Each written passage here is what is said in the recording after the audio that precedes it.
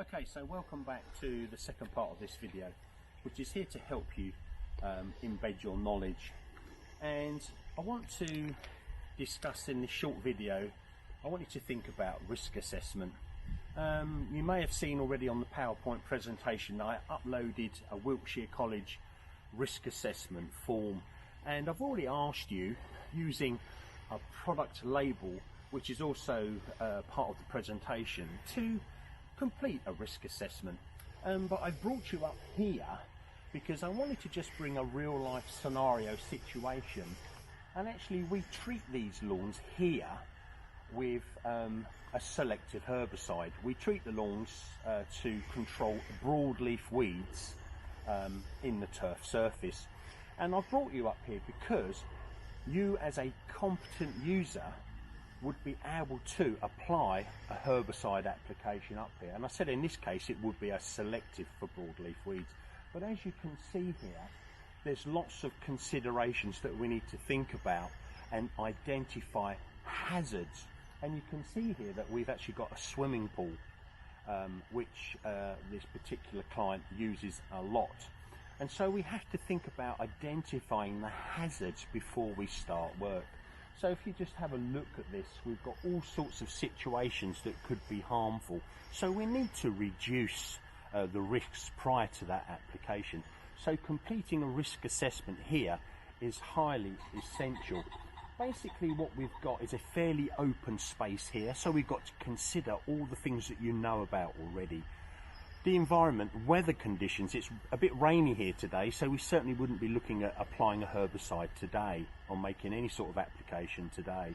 But we do need to consider the weather, we need to think about timing, and in particular timing, the ground conditions, things like if it's dry, too wet, but particularly whether the pool is going to be used afterwards. If you're going to apply a pesticide application perhaps in the morning, then perhaps you need to make sure that it's closed off for the whole day.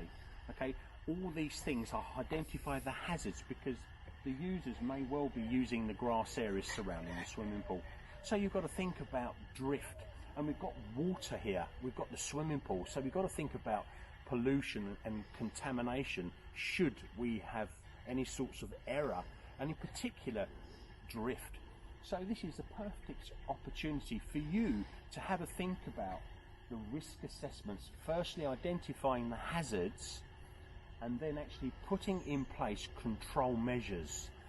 And I'm sure you're familiar with the control measures that you can put in place, what you're already doing, but certainly things like closing the area off, making sure you put some signs out that talk to people so they know you're doing it, perhaps it needs to be closed, and so on.